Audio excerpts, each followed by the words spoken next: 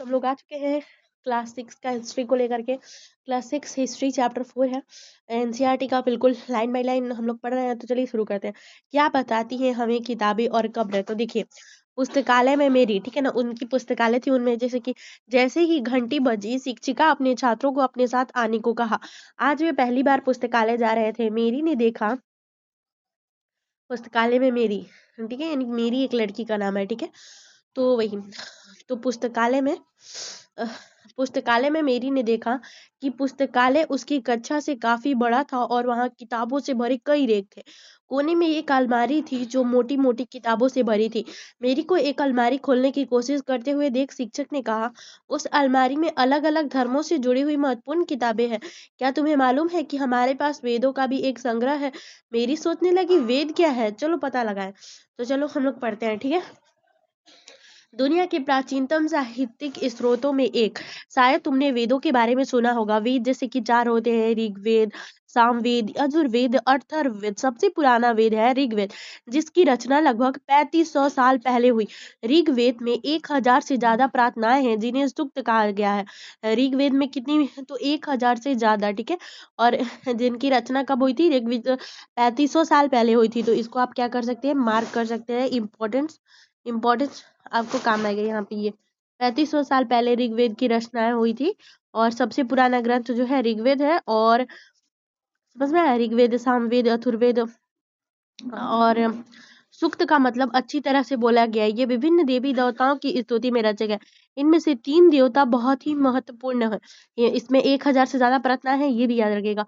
इसमें क्या है कि 3 से अधिक जो है बहुत ही महत्वपूर्ण है। अग्नि, इंद्र, सोम आदि युद्ध के देवता है। और सोम एक पौधा है जिसे एक खास से पेय बनाया जाता है, ठीक है। ये आपको समझ में आ रहा होगा। वैदिक प्रार्थनाओं की रचना ऋषियों ने की थी। आचार्य विद्यार्थियों को इनके अक्षरों, शब्दों और वाक्यों में बांटकर समस्वर पाठ द्वारा कंठस्थ कराते थे। अधिकांश सूक्तों के रचयिता सीखने और सिखाने वाले पुरुष थे। कुछ प्रार्थनाओं की रचना महिलाओं ने भी की थी। ऋग्वेद की भाषा प्राक संस्कृति या वैदिक संस्कृति कहलाती है।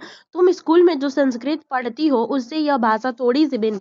जो हम लोग स्कूल में संस्कृत पढ़ते हैं ऋग्वेद में, भाषा वैसी नहीं है, उससे थोड़ी सी भिन्न है। तो चलिए शुरू करते हैं। क्या बताती है हमें किताबें और कब्र? तो संस्कृत और अन्य भाषा। संस्कृत भाषा भारोपीय यानी कि भारत और यूरोप भाषा परिवार का हिस्सा है। भारत की कई भाषाएं असमिया, गुजराती, हिंदी, कश्मीरी, सिंधी, एशियाई भाषा जैसे फारसी तथा यूरोप की बहुत सी भाषाएं हैं जैसे अंग्रेजी, फ्रांसीसी, जर्मन, यूनानी, इतालवी, स्पेनिश आदि इसी परिवार से जुड़ी हुई है। उन्हें एक भाषा परिवार इसलिए कहा जाता है क्योंकि आरंभ में उनमें कई शब्द एक जैसे थे। उदाहरण के लिए मातृ यानी कि संस्कृत में माँ, हिंदी, ठीक है, और मदर अंग्रेजी, म से तीनों स्टार्ट है। शब्द को देखो, क्या तुम्हें इसमें से कोई समानता नजर आती है? सब म से। उपमहाद्वीप में दूसरे भाषा परिवार की भाषाएं भी बोली जाती है। उदाहरण के लिए पूर्वोत्तर प्रदेशों में तिब्बती वर्मा परिवार की भाषाएं बोली जाती थी। तमिल, तेलुगु, कन्नड़ और मलयालम द्रविड़ भाषा परिवार की भाषाएं हैं। जबकि झारखंड और मध्य भारत के कई हिस्सों में बोली जाने वाली भाषाएं ऑस्ट्रो एशियाटिक परिवार से जुड़ी हुई हैं। तो आपको भाषाओं का परिवार पता चला, ठीक है। हम जिन किताबों को पढ़ते हैं वे लिखी और छापी जाती है। जो भी किताब को हम पढ़ते हैं वो लिखा जाता है, छापा जाता है, सबको पता है। ऋग्वेद का उच्चारण किया जाता था और श्रवण किया जाता था, ना कि पढ़ा जाता था। उसको क्या किया जाता था कि उच्चारण किया जाता था और श्रवण किया जाता था, उसको पढ़ा नहीं जाता था, ठीक है। रचना की कई सदियों के बाद इसे पहली बार लिखा गया और इसे छापने का काम तो मुश्किलों में से 200 साल पहले हुआ। पहले मतलब इसका जो था, रचना नहीं किया जाता था, बस याद किया जाता था, श्रवण किया जाता था, इसको पढ़ा नहीं जाता था। और रचना के कई सदियों बाद इसे पहली बार लिखा गया। रचना बहुत पहले हुआ था लेकिन इसको लिखा नहीं गया था, कई सदियों के बाद इसको लिखा गया। और इसे छापने का काम तो मुश्किल से 200 साल पहले हुआ है, ठीक है। अब हम लोग बढ़ेंगे इतिहासकार ऋग्वेद का अध्ययन कैसे करते हैं। जो हमारे इतिहासकार है वो ऋग्वेद का अध्ययन कैसे करते हैं। तो चलिए पढ़ते हैं कि इतिहासकार जो हैं वो ऋग्वेद का अध्ययन कैसे करते हैं। इतिहासकार पुरातत्ववाओं की तरह, पुरातत्ववाओं जो कि आर्कियोलॉजिस्ट होते हैं, उनकी तरह अतीत के बारे में जानकारी इकट्ठी करते हैं, लेकिन करते हैं भौतिक अवशेषों के अलावा वे लिखित स्रोतों का भी उपयोग करते हैं। चलो देखते हैं कि ऋग्वेद का अध्ययन कैसे करते हैं। ऋग्वेद के कुछ सूक्त वार्तालाप के रूप में है। विश्वामित्र नामक ऋषि और देवियों के रूप में पूजित दो नदियां व्यास और सतलज के बीच यह संवाद ऐसे ही सूक्त का अंश है। ठीक है, अब मानचित्र 1 पृष्ठ 2 में खोजे तथा फिर पढ़े। इन दोनों नदियों को कौन कौन सा नदी बोला गया है? व्यास और सतलज। हम लोगों ने जो मानचित्र पहले पढ़ा था उसमें व्यास और सतलज, जो पीछे वाले चैप्टर्स को पढ़ा था ना, उसमें हम लोगों ने देखा था व्यास और सतलज नदी को 1 और 2 चैप्टर में, जो कि वहां पे था। तो ठीक है, व्यास और सतलज नदी को देखते हैं। तो उधर ही है, चलिए शुरू करते हैं पढ़ना। ऋग्वेद की पांडुलिपि का एक पन्ना, या पन्ना आप देख पा रहे होंगे, ये कहाँ के पन्ना है? तो ऋग्वेद की पांडुलिपि का एक पन्ना है, जिसको कि हम लोग तो नहीं पढ़ सकते हैं। ठीक है ना, तो चलिए समझते हैं। वृक्ष वृज की छाल पर लिखी यह पांडुलिपि कश्मीर में पाई गई थी। लगभग 150 वर्ष पहले ऋग्वेद का सबसे पहली बार छापने के लिए इसका उपयोग किया था। इसी पांडुलिपि को देखकर अंग्रेजी अनुवाद तैयार हुआ। यह पांडुलिपि पुणे महाराष्ट्र के एक पुस्तकालय में सुरक्षित है। विश्वामित्र और नदियां। विश्वामित्र क्या बोलते हैं? हे नदियों, अपने बछड़ों को चाटती हुई दो चमकती गायों की तरह दो फुर्तूले घोड़ों की चाल से पहाड़ों के नीचे आओ। इंद्र द्वारा दी हुई शक्ति से इर्तुफ तुम रथों की गति से सागर की ओर बह रही हो। तुम जल से परिपूर्ण हो और एक दूसरे से मिल जाना चाहती हो। नदियां, जल से परिपूर्ण हम देवताओं के बनाए गए रास्ते पर चलती हैं। एक बार निकलने पर हमें रोका नहीं जा सकता। हे ऋषि, तुम हमसे प्रार्थना क्यों कर रहे हो? विश्वामित्र, हे बहनों, मुझ गायक की प्रार्थना सुनो। मैं रथों और गाड़ियों सहित बहुत दूर से आया हूँ। कृपया करके अपने जल को हमारे रथों और गाड़ियों की धुरियों के ऊपर ना उठाओ, ताकि हम आसानी से उस पार जा सके। नदिया, हम तुम्हारी प्रार्थना सुनेंगे, जिससे तुम सब सुरक्षित उस पार जा सको। इतिहासकार यह बताते हैं कि यह प्रार्थना उस क्षेत्र में रची गई होगी जहाँ ये नदियां बहती हैं। वे यह भी सुझाते हैं कि जिस समाज में ऋषि रहते हैं, वहाँ घोड़ों और गायों को बहुत महत्व दिया जाता था, इसलिए नदियों की तुलना घोड़ों और गायों से की गई है। क्या तुम्हें लगता है कि रथ भी महत्वपूर्ण थे? हाँ, उनको आस-पास जाने के लिए तो रथ चाहिए ना। अपने जवाब के लिए कारण बताओ, और प्रार्थना की पंक्तियों को दोबारा पढ़कर यह बताओ कि उनमें परिवहन के लिए किन-किन साधनों का उल्लेख है। वही घोड़े की तरह और गायों की तरह रथ, पहिया, इन सभी चीजों। ऋग्वेद की प्रार्थना, ठीक है। ऋग्वेद की प्रार्थनाओं में अन्य दूसरी नदियां नाम सरस्वती, सिंधु और उनकी सहायक नदियों का भी जिक्र है। गंगा और यमुना का उल्लेख सिर्फ एक बार हुआ है। ठीक है, मानचित्र 1 देखो और 5 जिसमें ऋग्वेद में नहीं है, बहुत सारी नदियां हैं, है ना। मानचित्र देख के पता चले। अब हम लोग पढ़ते हैं किसके बारे में? मवेशी, घोड़े और रथ के बारे में। ऋग्वेद में मवेशी बच्चों, मतलब मवेशी बच्चों, खासकर पुत्रों और घोड़ों की प्राप्ति के लिए अनेक प्रार्थनाएं हैं। घोड़ों को लड़ाई में रथ खींचने के काम में लाया जाता था। इन लड़ाइयों में मवेशी जीत कर लाया जाते थे। लड़ाइयाँ वैसे जमीन के लिए भी लड़ी जाती थी, जहाँ अच्छे चारागाह हो या जहाँ पर जल्दी तैयार हो जाने वाली फसलों को उपजाया जा सके। कुछ लड़ाइयाँ पानी के स्रोतों और लोगों को बंदी बनाने के लिए भी लड़ी जाती थी। युद्ध में जीते गए धन का कुछ भाग सरदार रख लेते थे तथा कुछ हिस्सा पुरोहित को दे दिया जाता था। शेष धन आम लोगों में बांट दिया जाता था। कुछ धन यज्ञ करने के लिए भी प्रयुक्त होता था। यज्ञ की आग में आहुति दी जाती थी। ये आहुतियां देवी देवताओं को दी जाती थी। घी, अनाज और कभी कभी जानवरों की भी आहुति दी जाती थी। अधिकांश पुरुष इन युद्धों में भाग लेते थे। कोई स्थायी सेना नहीं होती थी, लेकिन लोग सभाओं में मिलते जुलते थे और युद्ध और शांति के विषय में सलाह मशविरा करते थे। यहाँ ऐसे लोग अपना सरदार चुनते थे जो बहादुर और कुशल योद्धा हो। लोगों की विशेषता बताने वाले शब्द, जैसे कि देखो, लोगों का वर्गीकरण काम, भाषा, परिवार या समुदाय, निवास स्थान या सांस्कृतिक जो भी परंपरा था आधार पर किया जाता था।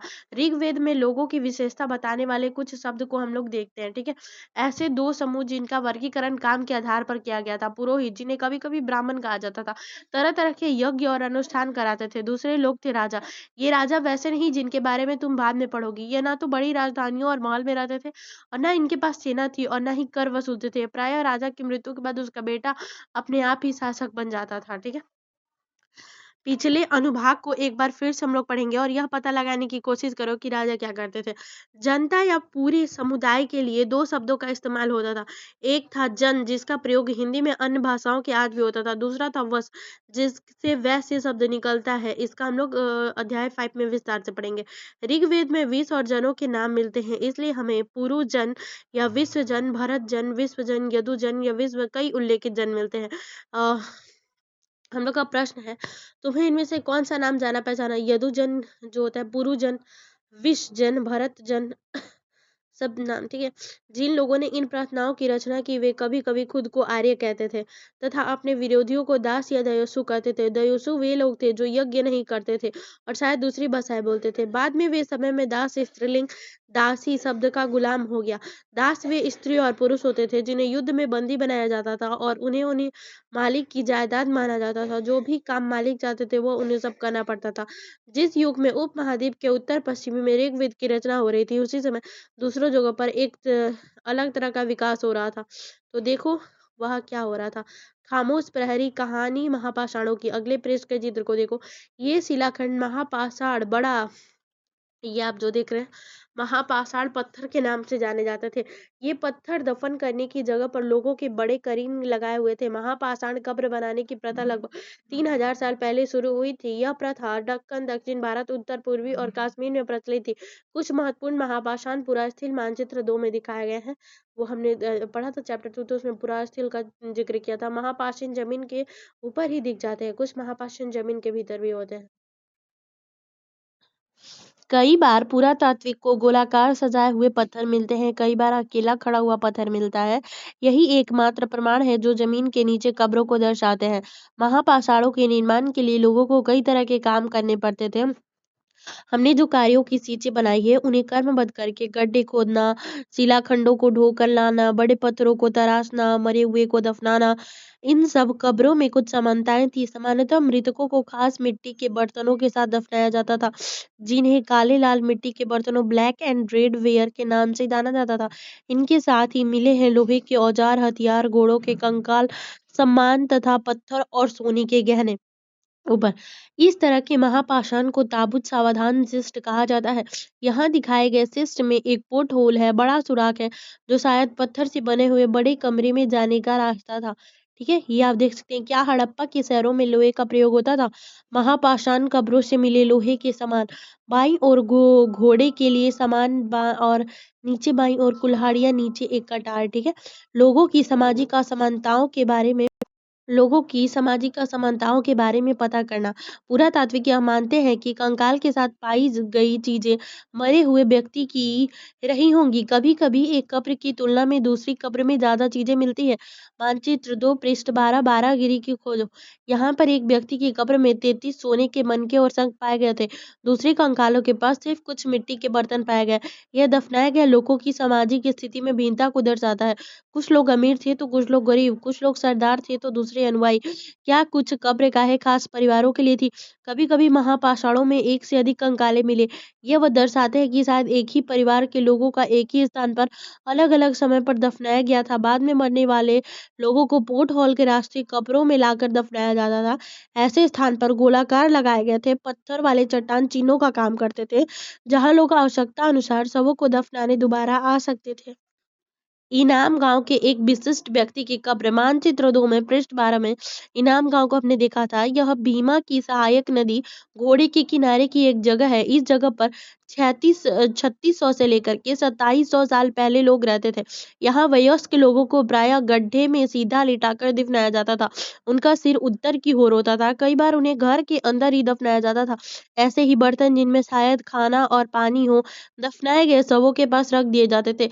एक आदमी को 5 कमरों वाले मकानों के आंगन में 4 पैर वाले मिट्टी एक बड़े से संदूक में दफनाया गया था और बस्ती के बीच में बसाया। घर गांव के सबसे बड़े घरों में एक था। इस घर में एक अनाज का गोदाम भी था। शव के पैर मुड़े हुए थे। क्या तुम्हें लगता है कि यह किसी सरदार का शव था? अपने जवाब का कारण बताओ। क्योंकि उसमें ज्यादा चीजें दान की हुई थी और ज्यादा चीजें थी तो इसलिए लोगों का मानना हो सकता है कि यह सरदार का शव है। ठीक है, क्या बताते हैं कि हम कंकालों के अध्ययन, क्या बताते हैं हमें कंकालों के अध्ययन। तो देखिए, छोटे आकार के आधार पर एक बच्चे के कंकाल को आसानी से पहचाना जा सकता है, लेकिन एक बच्चे और बच्ची के कंकाल के बीच कोई बड़ा फर्क नहीं होता। क्या हम यह पता लगा सकते हैं कि कंकाल किसी पुरुष का था या स्त्री का? कभी कभी लोग कंकाल के साथ मिले समारोह के आधार पर इसका अंदाजा लगाते थे। उदाहरण के लिए, यदि कंकाल के साथ गहने मिले तो कई बार उसे महिला का कंकाल मान दिया जाता था। लेकिन ऐसी समझ के साथ समस्याएं हैं अक्सर पुरुष भी आभूषण पहनते थे। कंकाल का लिंग पहचानने का बेहतर तरीका उसकी हड्डियों की जांच है। चूंकि महिलाओं बच्चों को जन्म देती है, इसलिए उनका कटी प्रदेश या कुल्ला पुरुषों से ज्यादा बड़ा होता है। ये समझ कंकालों के आधुनिक अध्ययन पर आधारित है। आज से लगभग 2000 साल पहले चरक नाम के प्रसिद्ध वैद्य हुए। उन्होंने चिकित्सा शास्त्र पर चरक संहिता नाम की किताब लिखी। वे कहते हैं कि मनुष्य के शरीर में 360 हड्डियां होती हैं। यह आधुनिक शरीर रचना विज्ञान की 206 हड्डियों से काफी ज्यादा है। संभवतः चरक ने अपनी गिनती में दांत, हड्डियों के जोड़ और कार्टिलेज को जोड़कर यह संख्या बताई गई थी। तुम्हारे अनुसार शरीर में के बारे में इतनी विस्तृत जानकारी कैसे इकट्ठा की होगी? क्योंकि वो पता था, वो डॉक्टर थे, रिसर्च करते थे, तो उसको पता था उनको। इनाम गांव के लोगों के काम धंधे, तो देखिए, इनाम गांव में पुरातात्विक को गेहूं, जौ, दाल, बाजरा, मटर, तिल के बीज मिले हैं। कई जानवरों की हड्डियां भी मिली है, कई हड्डियों पर कटने के निशान है। यह अंदाजा होता है कि लोग इन्हें खाते होंगे। गाय, बैल, भैंस, बकरी, भेड़, कुत्ता, घोड़ा, गधा, सुअर, सांभर, चितकबरा, हिरन, कृषिमृग, खरहा, नेवला, चिड़िया, घड़ियाल, कछुआ, केकड़ा और मछली की हड्डियां भी पाई गई हैं। ऐसे साक्ष्य मिले हैं कि बेर, आंवला, जामुन, खजूर और कई तरह की रसभरियां एकत्र की जाती थी। ठीक है, इस प्रमाण के आधार पर इनाम गांव में लोगों को काम धंधे की एक सूची हम लोग बना सकते हैं कि लोग क्या काम करते थे इतने सारी चीजों के। अब देखिए, कल्पना करो है, उसके बाद आप याद करिए और क्वेश्चन आंसर इसको आप सॉल्व कर लीजिएगा। ठीक है, और यहाँ पे उपयोगी शब्द हैं, इसको भी देख लीजिए। वेद, प्रार्थना, भाषा, रथ, राजा, दास, महापाषाण, कब्र, कंकाल, लोहा। और कुछ महत्वपूर्ण तिथि है कि वेदों की रचना का प्रारंभ लगभग 3500 साल पहले हो चुका था। महापाषाणों के निर्माण शुरुआत लगभग 3000 साल पहले। इनाम गांव में कृषकों का निवास 3600 साल से 2700 साल पहले। चरक लगभग 2000 साल पहले। ठीक है, और ये इसके क्वेश्चन, इसको सॉल्व कर लीजिएगा। तो हमारा चैप्टर 4 जो होता है वो खत्म हो जाए। अगले वीडियो में हम लोग पढ़ेंगे chapter 5। Like share and subscribe. Thank you so much.